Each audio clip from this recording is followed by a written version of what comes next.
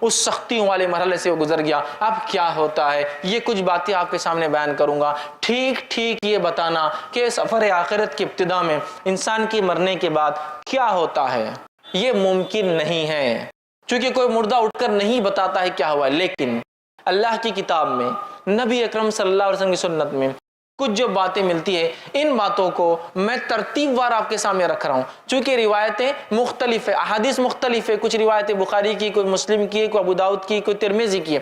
لیکن اگر میں الگ الگ حدیثیں رکھوں گا تو شاید عنوان مکمل نہیں کر پاؤں گا. تو میں نے ان سب روایتوں کو ایک تسلسل دے دیا، کڑیاں جوڑنے کی کوشش کی ہے کہ ایسا ایسا ایسا ایسا ایسا ہو سکتا ہے، تاکہ ایک واقعے کی شکل میں، ایک آرڈر کی شکل میں کچھ باتیں آپ کے سامنے آئیں. ورنہ یہ تمام باتیں احادیث سے ثابت ہے، اور کچھ قرآنی آیتیں بھی انشاءاللہ اس کے اندر آئیں گی. تو آئیے، سفر آخرت کی ابتدا موت سے ہوئی، انٹری ہو گئی موت کے ساتھ، انسان مر گیا. مرنے کے بعد اب کیا ہوتا ہے وہاں سے دیکھتے ہیں. یہ سفر آخرت کی ابتدا ہے.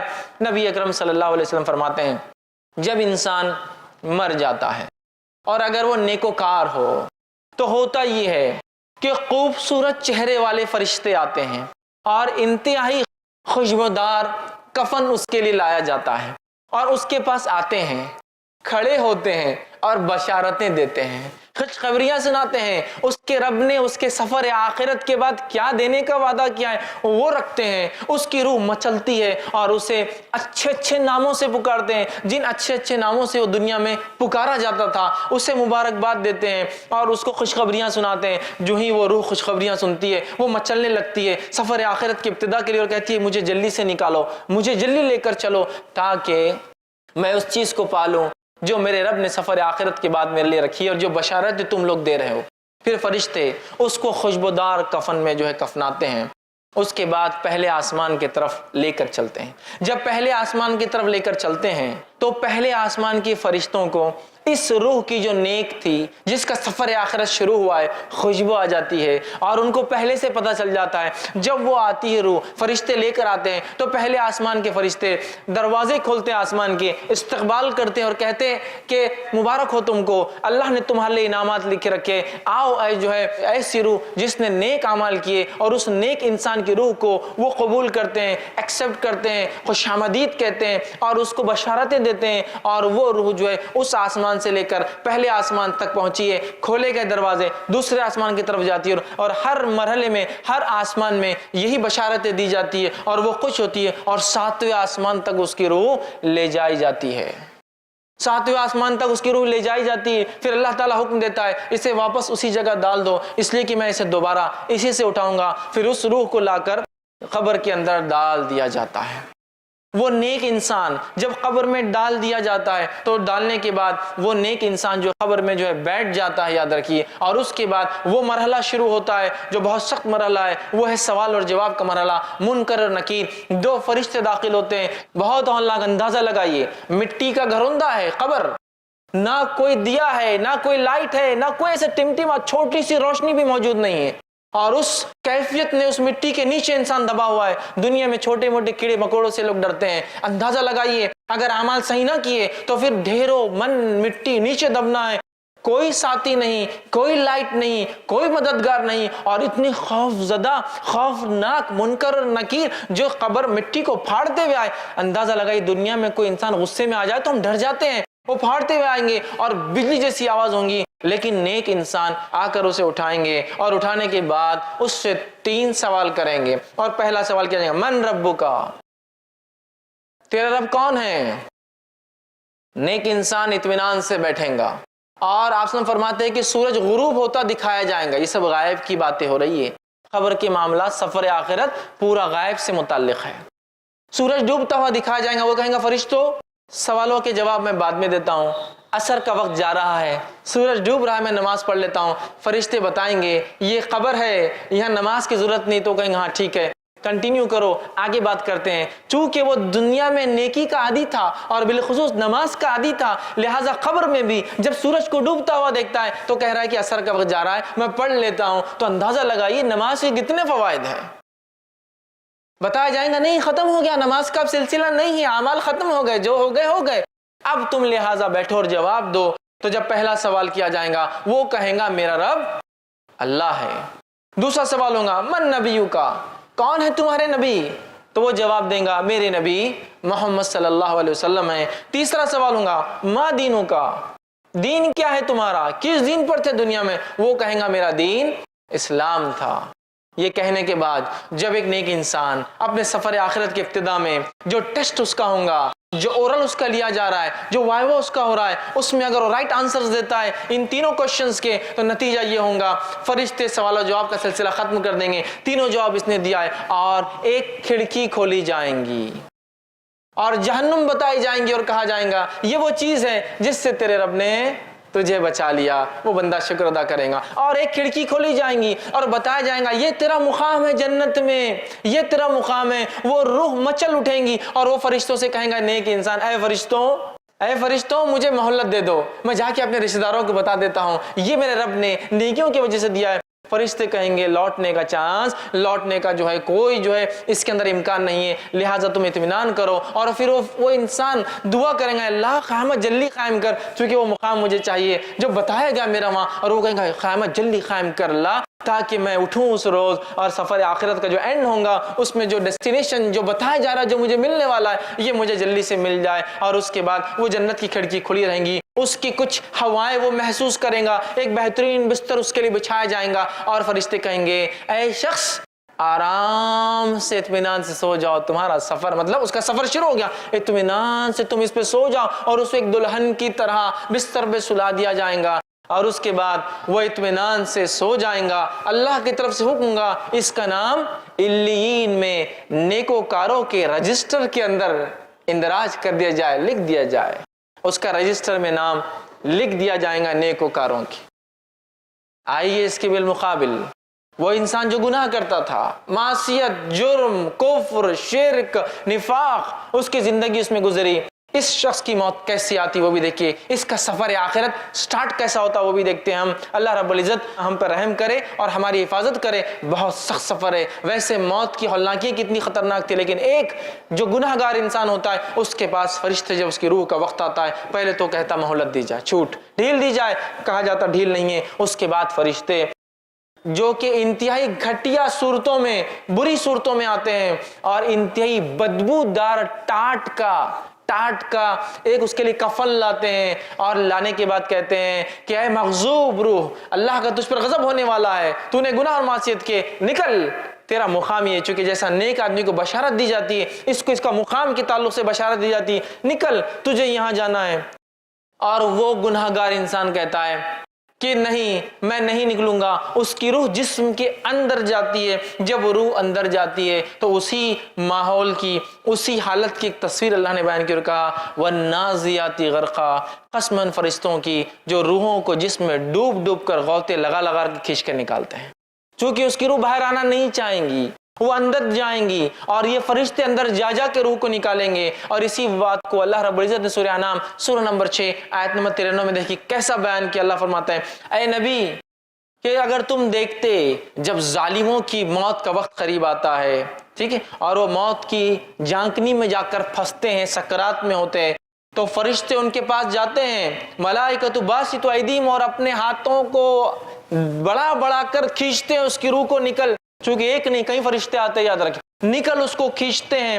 اب تمہیں بتایا جائے گا کیسا عذاب تمہیں ملتا ہے ان باتوں کے لیے جو تم اللہ کے تعلق سے بغیر علم کے بک دیا کرتے تھے، نکلو باہر۔ اب تو فرشتے ڈوب ڈوب کر نکالیں گے، فرشتے کھینچ کر کے نکالیں گے، وہ سفر کے لیے راضی نہیں ہوں گی، وہ روح وہ اندر گھسیں گی۔ فرشتے جب نکالیں گے، نبی اکرم صلی اللہ علیہ وسلم فرمایا کیسی تکلیف ہوں گی اس شخص کو جس کی روح جو گناہ گار ہوں گا، جیسے ایک بھیڑ ہو، بھیڑ سمجھتے نا آپ، شیپ، بھیڑ ہو، اس کی اون کتنی گتھیاں ہوتی ہے اس میں، وہ اگر گیلی ہو اور اس پر کوئی کانٹے دار چھڑی لے اور اس کو گھمائے جس میں بال اٹک جائے اور پھر اس کو کھینچ کر نکالے، اس قسم کی شدید تکلیف وہ محسوس کرتا ہے، اور اس کی جلد جو ہے جیسا نکلتی ہے تکلیف محسوس کرتا ہے اور تکلیف محسوس کرتا ہے، لیکن اسے فرشتے نکالتے بدبودار نہایتی گندے ٹاٹ کے اندر اسے لپیٹتے ہیں، لپیٹنے کے بعد پہلے آسمان پہ لے جاتے ہیں۔ پہلے آسمان کے فرشتے کہتے ہیں اس مغضوب روح کے لیے آسمان کے دروازے نہیں کھولے جائیں گے، واپس چلی جاؤ، اور اس انسان کو فرشتے انتہائی گھٹیا ناموں سے پکاریں گے جس سے دنیا میں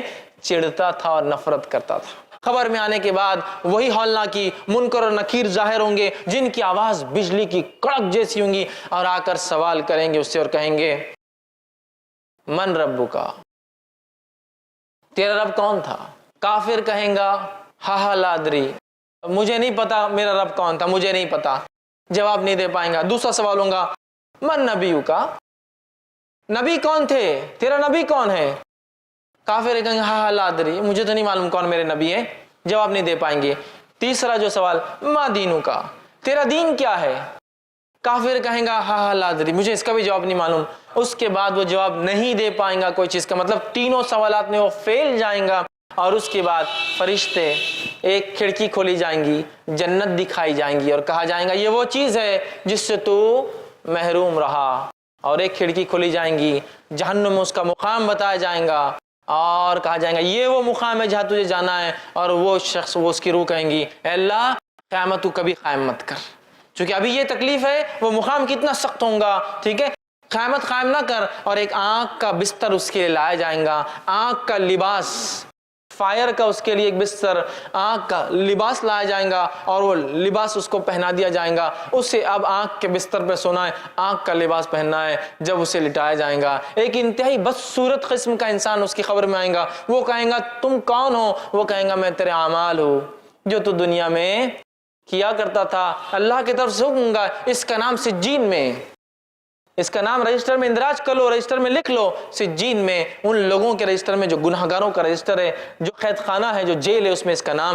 لکھ دو، اس کا نام رجسٹر کر لیا جائے گا اس معاملے میں، اور وہ قیامت تک تکلیف کے اندر لیٹنے والا ہے۔ ان مرحلوں پہ تھوڑا غور کیجیے، کیسا عجیب سفر ہے، کیسی خطرناک ابتدا ہے، اور ہماری اس کے لیے کیا تیاری ہے، یہ سوچنا سب سے امپورٹنٹ پوائنٹ ہے، سب سے اہم معاملہ ہے، یہ نقطہ سب سے اہم ہے۔ آج دنیا کی زندگی میں ہم اتنے غرق ہیں کہ ہمیں کچھ نہیں سمجھ میں آتا سوائے مال، دولت، بیوی، بچے، گھر، جائیدادیں، اچھی اچھی گاڑیاں اور اسٹیٹس اور مقام، اس کے علاوہ ہم کچھ نہیں کرنا چاہتے، یاد رکھیے کچھ نہیں کرنا چاہتے ہیں۔ یہ سفر کیسے طے کریں گے؟ اگر آپ ایک سفر کر کے جاتے ہیں کسی دوسرے شہر میں اور اس ہوٹل کے اندر گدا برابر نہ ہو، روئی برابر بھری نہ ہو، یا پھر گدا اسپیشل ٹیکنالوجی سے اگر بنا ہوا نہ ہو، تو صبح اٹھ کے ہم کہتے ہیں پیٹ ساتھ نہیں دے رہی ہے، آج کام برابر نہیں ہوگا۔ اندازہ لگائیے اس چیز کا جو گناہگار کے ساتھ ہو رہی ہے، آنکھ کا بستر، آنکھ کا لباس، کس قسم کی تکلیف ہے۔ تو یہ سفر آخرت کو ہم معمولی نہ سمجھے، اگر اس کے ابتدائی مرحلے ایسے ہیں تو اگلے مراحل کیسے ہوں گے ہم اندازہ لگا سکتے ہیں، یاد رکھیے۔ تو لہٰذا یہ بد اور نیک کا تھا۔ اب ایک معاملہ یہاں جو ہو رہا ہے، اعمال، اعمال وہ ساتھی ہے جو ساتھی ہمارے ساتھ قبر میں آنے والے ہیں، جس کو ہم سب سے بڑا دشمن سمجھتے ہیں اپنا۔ نبی اکرم صلی اللہ علیہ وسلم فرماتے ہیں تین دوست ہے ایک انسان کے، ایک وہ ساتھی، وہ دوست، وہ فرینڈ ہے جو انسان کے مرتے اس کا ساتھ چھوڑ دیتا ہے، ریلیشن شپ توڑ دیتا ہے۔ سیکنڈ وہ دوست، وہ فرینڈ ہے جو مرنے کے بعد قبرستان تک آتا ہے، اور تیسرا وہ فرینڈ اور دوست ہے جو قبر میں ساتھ آتا ہے۔ پہلا دوست مال و دولت ہے، انسان مرا اور انسان کے مرنے کے ساتھ جائیداد، زمین، دولت، گاڑیاں، بنگلے، گھوڑا، سب وہیں رہ گیا، سب رہ گیا۔ پہلا دوست تو ساتھ چھوڑ دیتا ہے۔ اگلا مرحلہ نیکسٹ فرینڈ کو دیکھتے ہیں۔ دوسرا دوست آپ صلی اللہ علیہ وسلم فرماتے وہ ہے جو قبرستان تک ساتھ آتا ہے۔ یہ کون ہے معلوم؟ یہ دوست، رشتہ دار، ساتھی، وہ لوگ جو غم مناتے، جو روتے ہیں آپ کے اوپر، جو آپ کی جانیں جن کو تکلیف ہوئی ہے، وہ ہے، لیکن وہ بھی قبر تک آتے ہیں، اور قبر میں آنے کے بعد کیا ہوتا ہے؟ وہاں آتے، دفناتے اور چلے جاتے ہیں، ہے نا؟ تو مال، دوسرا دوست، رشتہ دار، لیکن وہ بھی کچھ ساتھ نہیں تھے۔ تیسرا فرماتے دوست انسان کا اعمال ہے جو قبر میں ساتھ آ رہے ہیں۔ آگے حدیث کے اندر بات، قبر میں آنے والے اچھے برے اعمال، لیکن کتنی افسوس کی بات ہے، تین دوستوں میں سے میرا سب سے پکا دوست کون ہے اب طے کر لے۔ اور دیکھا یہ جا رہا ہے کہ آج کل ہم لوگوں کا سب سے پکا دوست تیسرا نہیں ہے وہ اعمال، پہلا سب سے پکا دوست مال ہے۔ بھائی مال، اس کے وجہ سے رشتہ داریاں توڑ دی جاتی ہے، اس کو کمانے کے لیے حلال اور حرام کی تمیز چھوڑ دی جاتی ہے، اس کو کمانے کے لیے سب کچھ کیا جا رہا ہے، اس کو کمانے کے لیے، حاصل کرنے کے لیے غبن، تکلیف، ٹھیک ہے، اس کے بعد لوگوں کے حق مارے جا رہے ہیں، اسی کے لیے تو دنیا میں سب کچھ ہو رہا ہے، یاد رکھیے۔ اور یہ سب سے پکا دوست ہے، اسی کی وجہ سے تو ہم نے سنتوں کو ترک کیا، اسی کی وجہ سے تو فرائض کو ہم نے چھوڑا۔ ارے بھائی ظہر کے ٹائم پہ نماز کو چل جائیں گے تو کام کم ہوگا، سیلری کم ہو جائیں گی، لہٰذا 1 گھنٹہ بڑھ جائیں گا نا، اسی کے لیے تو ہم نے نماز فرائض چھوڑے، اسی کے لیے تو جو رشتوں کو جوڑنے کا حکم ہے وہ توڑے کہ رشتے باقی رکھیں گے تو آ جائیں گے کل کو غریب رشتے دار، بولیں گے یہ دو یہ دو یہ دو، کہاں سے لاؤں گا، توڑو رشتے داریاں، چونکہ مال مانگ لیں گے یہ۔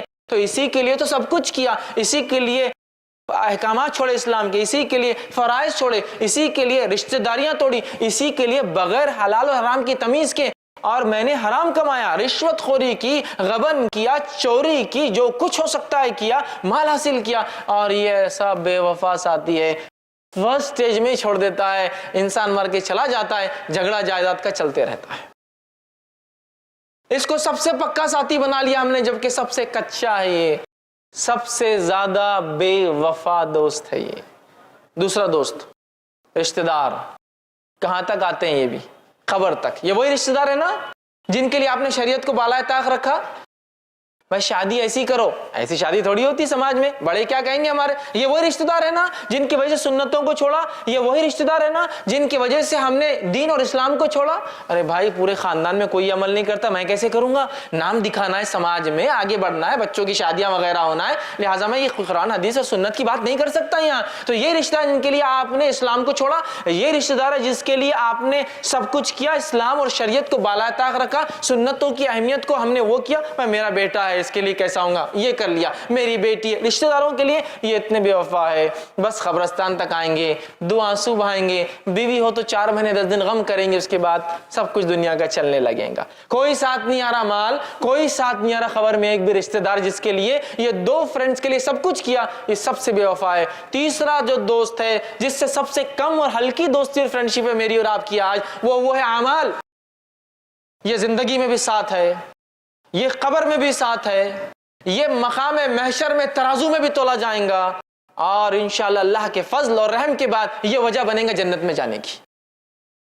اعمال، اعمال، لیکن اعمال بعد میں، پہلے مال، پھر رشتہ دار کیا بولیں گے، یہی معاملہ ہے نا۔ دیکھیے کوئی کام کرنا ہے، نہیں بھائی اس سے پہلے تو دیکھ لو بزنس پہ کیا فرق آتا۔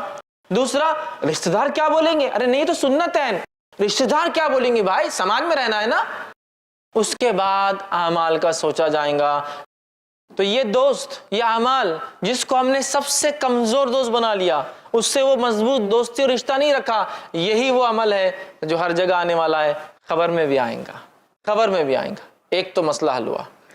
دوسرا، سوالات تو کتنے آسان دکھتے ہیں نا، من ربو کا، ربی اللہ، میرا رب اللہ ہے، کتنا آسان جواب ہے۔ من نبیو کا، میرا نبی کون ہے، کتنا آسان جواب، کس کو نہیں پتا کہ نبی محمد صلی اللہ علیہ وسلم ہے ہمارے، آسان۔ ما دینوں کا، دین کیا تھا تیرا، کتنا آسان ہے دین اسلام، 3 سوال اور 3 الفاظ میں جواب ہے اس کے، اللہ، محمد صلی اللہ علیہ وسلم اور اسلام، میں تو یوں ہی دے دوں گا۔ میرے بھائیوں اس بات کو غور سے ہم سنیں اور سمجھے، ان 3 سوالات کا جواب وہی آدمی دے سکتا ہے جس کی زندگی ان تینوں کے مطابق گزری ہو، یاد رکھیے۔ ان 3 سوالات، جس نے اللہ کو واقع میں رب مانا، اس کے ساتھ کبھی شرک نہیں کیا، اس کی توحید پر زندگی گزاری، اس کے احکام کو سنا، اس کے حرام کو حرام جانا، اس کے حلال کو حلال جانا، اس کی اطاعت، اس کی شریعت کی اطاعت کی، اس کی فرمانبرداری میں زندگی گزار دی، اس کی محبت کے لیے دنیا میں سب کچھ کیا، تو وہ کہہ سکیں گا میرا رب اللہ ہے۔ اللہ ایک لفظ ہے نا صرف، کیوں نہیں کہہ سکوں گا؟ نہیں کہہ سکیں گے جس کی زندگی اس پہ نہیں چلی ہو۔ ہم شرک، کفر، معصیت، احکام کو توڑنا، حرام میں زندگی ڈوبی ہوئی ہے، من مانی زندگی گزار رہے ہیں، نہیں اللہ تعالیٰ پھر بھی ہم کو یہ نہیں، یہ لفظ نہیں آئیں گا زبان پہ، یاد رکھیے۔ یہ تو اسی کی زبان پہ آئیں گا جس کی زندگی اللہ کو رب مانتے ہوئے گزری ہو، اور اللہ کو رب مانتے ہوئے دنیا سے چلا گیا ہو، یاد رکھیے۔ اور اسی رب کے لیے اس نے لوگوں سے رشتے توڑے، اسی رب کے لیے لوگوں سے اس نے لڑائیاں کی، اسی رب کی خاطر دوستی ہوئی، اسی رب کی خاطر دشمنی ہوئی، اسی کی خاطر حرام کو چھوڑا، اسی خاطر حلال کو کیا۔ اس نے کہا تھا رشتہ داریاں نبھاؤ تو میں نے کر لیا تھا، سب کچھ اللہ کے لیے ہوا، وہ کہہ سکیں گے میرا رب اللہ ہے۔ دوسرا، میرا نبی کون ہے، محمد صلی اللہ علیہ وسلم، کتنا آسان ہے، لیکن یہ وہی کہہ سکیں گا جس کی زندگی نبی اکرم صلی اللہ علیہ وسلم کی اتباع میں گزری ہو۔ من مانے ڈھنگ سے زندگی گزارنے والوں کو یہ جواب نہیں ملے گا، اس کا یاد رکھیے۔ جس نے جو سنت کو بالائے طاق رکھا، سنت کیا ہے، کر لیے تو عمل ٹھیک، نہیں کرے تو چلتا، ماحول بنا دیا گیا، یہ سنت پہ عمل کرے تو ٹھیک، نہیں کرے تو چلتا ہے، ایسا کوئی مسئلہ نہیں، اتنا ماحول بنا دیا گیا آج۔ یہ سنتوں کو مذاق سمجھ رہے ہیں، سنتوں کا انکار کرنا فیشن بن چکا ہے آج کل۔ معلوم، ارے یہ حدیث تو میرے پلے نہیں پڑ رہی بھائی، سمجھ میں نہیں آ رہی، رد۔ ارے یہ حدیث تو مجھے سمجھ میں نہیں آ رہی، رد۔ ارے یہ حدیث تو اس کے خلاف دکھ رہی مجھے، رد۔ ارے یہ حدیث میں تو فلاں، رد۔ مطلب تمہاری عقلیں جانچیں گی اب سنت کو، सुन्नत का इनकार किया पूरी ज़िंदगी, मनमानी ज़िंदगी गुजारी, तो फिर क्या वो ये कह सकेगा मेरे नबी मोहम्मद सल्लल्लाहु अलैहि वसल्लम है? याद रखिए, जो नबी अकरम सल्लल्लाहु अलैहि वसल्लम की मोहब्बत करता है, मोहब्बत का तकाजा इताअत और फरमाबरदारी याद रखिए, इसलिए कि आप सल्लल्लाहु अलैहि वसल्लम ने फरमाया कि जिसने मेरी सुन्नत से मोहब्बत की उसने मुझसे मोहब्बत की, मन अहब्ब सुन्नती फमन अहब्बनी, उसने मुझसे मोहब्बत की, व मन अहब्बनी कान माई फिल जन्नह, और जिसने मुझसे मोहब्बत की मेरे साथ जन्नत में होगा। नबी अकरम सल्लल्लाहु अलैहि वसल्लम की सुन्नतों से मोहब्बत करना है और अपनी ज़िंदगी को सुन्नतों के मुताबिक ढालना है, फिर चाहे मेरा समाज और माशरा कुछ भी बके मेरे बारे में, मैं तो ऐसी ज़िंदगी जीऊँगा। यही सहाबा का तर्ज था, यही उनका तरीक़ा था, इसी पे ज़िंदगी गुजारी। और एक एक सुन्नत तो कैसे मानते थे, बहुत बड़ा वाक़या सुनाने का वक्त नहीं है। एक वाक़या सुना तो अब्दुल्ला इब्न उमर रज़ी अल्लाह अन्हुमा सफ़र को निकलते, हज के सफ़र को जाते हैं, एक मुकाम पे ऊँट रुकते हैं, दूसरे ताबईन सोचते हैं क्योंकि जो इनके साथ थे सीखना चाहते थे, क्यों तो इन्होंने अल्लाह के रसूल सल्लल्लाहु अलैहि वसल्लम के साथ हज किया था कि क्या क्या हज में होता है। लोगों को लगा शायद अब्दुल्ला अब नमाज असर पढ़ेंगे, सब उतरे। अब्दुल्ला इब्न उमर रज़ी अल्लाहु अन्हुमा एक मुकाम पे गए, वहाँ जाकर ऐसे बैठे जैसे इस्तंजा पेशाब करने को बैठता है, वहाँ इस्तंजा के लिए बैठे, बैठ कर उठे। लोगों ने क्या किया, हम यहाँ वजू करके नमाज नहीं पढ़ेंगे और आपने तो पेशाब भी नहीं किया, बस बैठ के आ गए। तो कहा नहीं ना, हम नमाज पढ़ेंगे ना ही असर करेंगे। तो नबी अकरम सल्लल्लाहु अलैहि वसल्लम, क्योंकि असर तो उस मुकाम पे पड़ी, तो कहा फिर यहाँ क्यों रुके हो? तो कहा नबी अकरम सल्लल्लाहु अलैहि वसल्लम के साथ मैं हज के सफर पे था, आप सल्लल्लाहु अलैहि वसल्लम यहाँ इस्तंजा फारिग हुए थे, मुझे आया तो नहीं था, फिर भी मैं बैठना पसंद करता हूँ यहाँ। कैसी इत्तिबा है, ये है मोहब्बत, ये है इताअत कि नहीं समझ में आ रहा हमको क्यों नबी ने किया, बस किया हम कर रहे हैं उसको, ये मोहब्बत है। ये था उनका अमल, सुन्नतों से ये मोहब्बत थी। याद रखिए आज हमारा क्या है, सुन्नत तो है ना, चलता है, सुन्नत तो है ना, देखा जाएगा, अरे भाई सुन्नत ही है ना, फर्ज थोड़ी है। ये हाल हमने बना दिया है। तो क्या ऐसा शख्स ये कह सकेगा हाँ मेरे नबी नहीं कह सकेगा? ये वही कहेगा जिसकी जिंदगी ऐन सुन्नत पर गुजरी हो, या कम से कम गुजार ना सका हो तो तड़प रखता था शदीद कि अल्लाह मौका मिले तो मैं गुजारूं। क्योंकि दुनिया के ऐसे कई इलाके हैं जहाँ सुन्नत अमल करना मुश्किल ही नहीं नामुमकिन होता है। तड़प रखा था उसने कम से कम। तीसरा सवाल कितना आसान, माँ दीनू का, तेरा दीन क्या है? मेरा दीन इस्लाम है। किसको नहीं पता? किसको नहीं पता मजमे में से?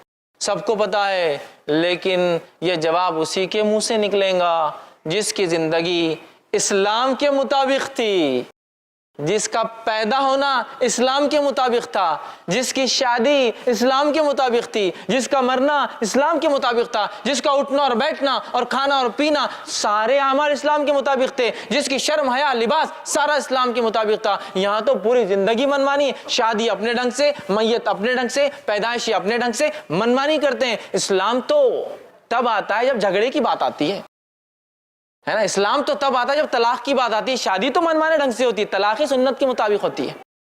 हालत तो ये है, हालत तो ये है। फिर हम बोल रहे हाँ नहीं हम तो आसानी से जवाब दे देंगे इस्लाम हमारा दीन था। नहीं, ये अल्फाज नहीं आएगा मेरे भाई। जिसकी ज़िंदगी इन तीन चीज़ों पे थी, जो वाकई में अल्लाह को रब मानता था, शिरक नहीं किया उसके साथ, जो वाकई मोहम्मद सल्लल्लाहु अलैहि वसल्लम को ये अपने लायक इत्तिबा मानता था और आपके तरीक़े पर ज़िंदगी गुजारी, और जिसने वाकई में इस्लाम को अपना दीन समझा और उसके मुताबिक उसके ज़िंदगी का हर शोबा था, याद रखिए, कम अज़ कम ना कर सका तो तड़प रखता था, वही जवाब दे पाएगा। क्या जवाब दे पाएगा? मेरा दीन इस्लाम है। तीन सवाल आसान दिखते हैं, जवाब हर आदमी नहीं दे पाएगा जब तक कि उसकी ज़िंदगी इस पे ना हो। आगे बढ़ते हैं। सहाबा ने कहा अल्लाह के रसूल सफ़र आखिर जारी है, कहा अल्लाह के रसूल ये जो आप कह रहे हैं ये फरिश्ते आ जाएंगे मुनकर नकीर, क्या हौलनाक सिचुएशन होंगी, ख़तरनाक सिचुएशन होंगी कि एक इंसान खबर में अकेला और इतने खतरनाक बिजली से ज्यादा तेज कड़कने वाली आवाज वाले, बड़ी बड़ी आंखों वाले, इतने बड़े दांत वाले दो फरिश्ते आके सवाल करेंगे, कैसे हम जवाब दे पाएंगे? सहाबा के देखिए साहबा ने क्या सवाल किया, सवाल दोहराता हूँ। सहाबा ने पूछा अल्लाह के रसूल सल्लल्लाहु अलैहि वसल्लम, आदमी के सर पर अगर फरिश्ता गज लेकर खड़ा हो तो इसका मतलब फरिश्ता गज भी लेकर आएंगे। गज समझते ना, लोहे की रॉड सलाख। तो वो फरमा रहे अल्लाह के रसूल वो अगर गज लेकर खड़ा रहेगा सर पर तो हम तो मिट्टी के बुत बन जाएंगे, मुंह से जवाब भी कैसा निकलेगा उस खतरनाक फरिश्ते के सामने, है ना? तो अल्लाह के रसूल सल्लल्लाहु अलैहि वसल्लम फरमाते हैं कलमा तौहीद ला इलाहा इल्लल्लाह की बरकत से तुम जो है खबर के सवालात के जवाबात भी दोगे, दुनिया भी तुम्हारी और आखिरत में भी अल्लाह तुम्हें साबित कदम रखेगा। और फिर अल्लाह के रसूल सल्लल्लाहु अलैहि वसल्लम ने ये आयत तिलावत की जो सूरह इब्राहिम सूरह नंबर 14 आयत नंबर 27 1427 है। युसब्बितु अल्लाहु अल्लज़ीना आमनु बिलक़ौलि साबिति फ़िल हयाति दुनिया व फ़िल आखिरा। अल्लाह ताला युसब्बितु अल्लाहु अल्लज़ीना आमनु जमा देगा ईमान वालों को बिक़ौलि साबित, एक मजबूत कलमे के जरिए, और वो कलमा कौन सा है? ला इलाहा इल्लल्लाह, कलमा तौहीद, फिल हयाति दुनिया व फिल आखिरा, दुनिया की ज़िंदगी में और आखिरत की ज़िंदगी में कलमा तौहीद की बुनियाद पर हम जमेंगे। याद रखें, तो दुनिया में भी अगर हमें कदम जमाना अपने, कलमा तौहीद और उसकी बरकतें होंगी जिसकी वजह से होगा, और आखिरत का तो मामला कलमा तौहीद ही है, ला इलाहा इल्लल्लाह है। तो ये भी पता चल गया कि बरकत तौहीद की क्या है। ये तौहीद की बरकतों की वजह से इंसान के सवाल और जवाब में आसानी, मुनकर नकीर से नहीं डरेगा, दुनिया अच्छी गुजारेगा और इंशाअल्लाह अज़ीज़ आखिरत भी उस इंसान की अच्छी होंगी। अब आइए आगे बढ़ते हैं। खबर में एक चौथा सवाल भी होगा, हैरत मत कीजिए, लेकिन ये सवाल नहीं है, ये फरिश्ते पूछेंगे, फिर सवाल की शक्ल में नहीं, ताज्जुब की शक्ल में या तारीफ की शक्ल में। वो क्या चीज़ है? इसके ताल्लुक से अबू दाऊद और बुखारी की रिवायत आती। अबू दाऊद की रिवायत में है, नबी अकरम सल्लल्लाहु अलैहि वसल्लम फरमाते हैं, जब बंदा 3 सवालात के जवाब दे देगा, मतलब ये नेक इंसान था, राइट आंसर्स दे देगा, तो फरिश्ते उससे पूछेंगे और सवाल करेंगे, मा युदरिक, तुझे हमारे सवालात के जवाब कैसे आए? बहुत इंपॉर्टेंट इशू है। अगर जो लोग स्टूडेंट्स हैं, स्कूल कॉलेज जाते एग्जाम्स देते हैं, वो इस बात को समझ सकते हैं कि वाइवा में अगर कोई क्वेश्चन आने वाला है और वो क्वेश्चन का आंसर कहाँ मिलता है अगर पता चल जाए तो कितनी बड़ी बात होगी ना। वही बात हो रही है। फरिश्ते पूछेंगे, पता कैसे चला आपको ये 3 सवालात के ये 3 जवाब है? तब सवाल करने वाले तो नेक इंसान क्या जवाब देंगे? सुनिए, अल्लाह के रसूल सल्लल्लाहु अलैहि वसल्लम फरमाते हैं, ये मुस्नद अहमद की रिवायत का एक टुकड़ा, एक हिस्सा है। आप फरमाते हैं, क़राअतु किताब अल्लाह, मैंने अल्लाह की किताब पढ़ी थी, आमनतु भी, मैं उस पर ईमान लाया, वसद्दक़तु, और उसकी तस्दीक भी की थी मैंने कि हक है। मैंने अल्लाह की किताब पढ़ी, ईमान लाया और तस्दीक भी की। देखिए, एक ईमान लाना है और तस्दीक करना एक चीज़ की, मानता हूँ मैं इस चीज़ को, मुझे यकीन है इस चीज़ पर, यकीन किया था, लिहाजा मुझे जवाब मिल गए। तो कहाँ है इन 3 सवालों के जवाब? अल्लाह की किताब में। कौन सी गाइड बुक में मिलेंगे आखिरत और आखिरत के सफ़र के सवालात के जवाब? कुरान में। इसको पढ़ना है। पढ़ना है तो सिर्फ ये नहीं कि हाँ पढ़ लिया अलिफ लाम मीम ज़ालिकल, पढ़ना है, तस्दीक भी करना है ना ईमान के साथ। इस किताब में कोई शक नहीं। तो जो किताब की इब्तिदा ये हो रही है, अक्सर किताबों पे लिखा होता है, मुसन्निफ की गुजारिश, किताब में गलती हो तो हमें बता दे, अल्लाह आपको जज़ाए खैर देगा। इस किताब की इब्तिदा में अल्लाह कह रहा है, ज़ालिकल किताबु ला रैब फीह, इस किताब में अल्लाह की तरफ से कोई शक नहीं है, तुम्हें कुछ शक और शुबा नहीं करना है, पढ़ो और सिर्फ अमल करना है तुम्हें। ऐसी किताब इतने प्यारे अंदाज से शुरू होती है। इस आयत को अगर समझना है ना, तो कभी अहले किताब की ज़िंदगियों को देखे तो बहुत तसल्ली होती, क्या किताब है। अहले किताब सिर्फ यही तय करते परेशान है, ये किताब का हिस्सा है या ये किताब का हिस्सा नहीं है, ये किताब का हिस्सा है या ये किताब का हिस्सा नहीं है। एक ज़माने में ये किताब थी, अगले ज़माने में रद्द हो गई, एक ज़माने में ये थी, अगले ज़माने में बोलते ये मौजूद थी। ये हालत है। अल्हम्दुलिल्लाह, इस किताब को सिर्फ आप खोल रहे हैं और इसमें लिखा हुआ है इस किताब में कोई शक नहीं। लेकिन जिस चीज़ में जब शक नहीं होता है तो इसका क्या माना होता है मालूम आपको? इसका माना होता है फिर उसे अमल करना भी लाजिम है। हुकूमत ने कानून पास किया, कानून अगर हुकूमत की तरफ से कोई शक नहीं है तो अमल करना लाजिम है। ज़ालिकल किताबुल ला, कुरान, कुरान पढ़ना है उसको। देखिए, शुरुआती हो रहा तो इतनी बेहतरीन बात से, तो आगे क्या क्या होंगे असबाक पता नहीं है ना। मतलब पढ़ते जाएंगे खजाने पे खजाने। तो कहा मैंने कुरान पढ़ा था। क्वेश्चंस 3 आंसर गाइड बुक बता दी गई क्या है। अब दूसरा आदमी जो जवाब नहीं दे पाएगा, फरिश्ते पूछेंगे क्यों जवाब नहीं दे पाया, और कोई अच्छी बात तो नहीं करेंगे उससे। क्यों जवाब नहीं दे पाए तो वो कहेंगे अल्लाह दराइता वला तलाइता, मतलब क्यों जवाब नहीं दे पाए तो वो कहेंगे ना मैंने कुरान पढ़ा ना समझा। तो फरिश्ते कहेंगे तूने ना जाना न तूने पढ़ा। और एक फरिश्ता, एक रिवायत के मुताबिक गज लिया हुआ फरिश्ता, और एक रिवायत के मुताबिक जो सही बुखारी की है 2 हथौड़े लिया हुआ फरिश्ता होगा। हथौड़े, ठीक है, गज गज नहीं, हथौड़े। हथौड़े समझते ना आप, हथौड़ा जो होता है पत्थर तोड़ने में जो इस्तेमाल, वो 2 हथौड़े लेंगे और जब पूछेगा तूने ना पढ़ा ना समझा, दोनों हथौड़ों को लेके इस जोर से दोनों कनपट्टियों पे मारेंगा तो रिवायत के अंदर था वो ऐसा चीखेगा, वो मुर्दा इतने जोर से चिल्लाएगा कि जमीन और आसमान की हर मखलूक सुनेंगी उसकी आवाज सिवाय जिन और इंस को छोड़कर, और उसका सर जर्रात में तब्दील हो जाएगा। और यही अजाब उसको क़यामत तक दोबारा उठने तक मिलने वाला है। आँख का बिस्तर, आँख का लिबास, हथौड़ों का अजाब। एक रिवायत में गज के है, गज, वो गज लेके खड़ा होगा और गज लेके खड़ा होगा और इस जोर से मारेगा। और ये गज वाले फरिश्ते और हथौड़े वाले फरिश्तों की दोनों की खुसूसियत ये, दोनों अंधे और बहरे हैं।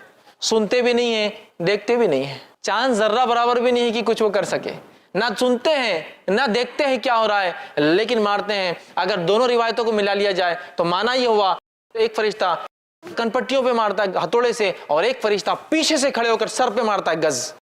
दोनों रिवायतों को मिलाती मां। तो उस गज के ताल्लुक से आपने फरमाया जब वो गज उठाता है और मारता है उसके सर पर, चूंकि सफर आखिरत की तैयारी नहीं करके आया था, तो वो गज जब सर पे पड़ता है तो उसका सर जर्रात में तब्दील हो जाता है। और आप सल्लल्लाहु अलैहि वसल्लम ने फरमाया क्या तुम जानते हो ये गज के बारे में, कैसी गज है वो जो लोहे की सलाख है? साहबा ने कहा आप बताइए कैसी है। तो कहा ये गज ऐसी है कि अगर एक बड़े पहाड़ पर मार दी जाए तो एक वार से पूरा पहाड़, जर्रात, जर्रात समझते हैं ना, जर्रात उन पार्टिकल्स को कहते हैं जिनको बगैर फूके के खुद ब खुद उड़ते रहते हैं एनवायरनमेंट के अंदर, एटमॉस्फेयर में, जर्रात में तब्दील हो जाएगा। और फिर आपने फरमाया ये गज कितनी वजनी बताऊं? इतनी वजनी है कि सारे इंस आदम अलैहिस्सलाम से लेकर आखिरी बच्चा जो पैदा होगा और सारे जिन, इब्लिस से लेकर आखिरी जो जिन होगा, सब भी अगर जमा हो जाए और इस गज को हलाना चाहे तो हला भी नहीं सकते हैं, इतना वेट होगा उसे एक गज का। तो कनपट्टी पे हथौड़े, सर पे गज मारा जाएगा,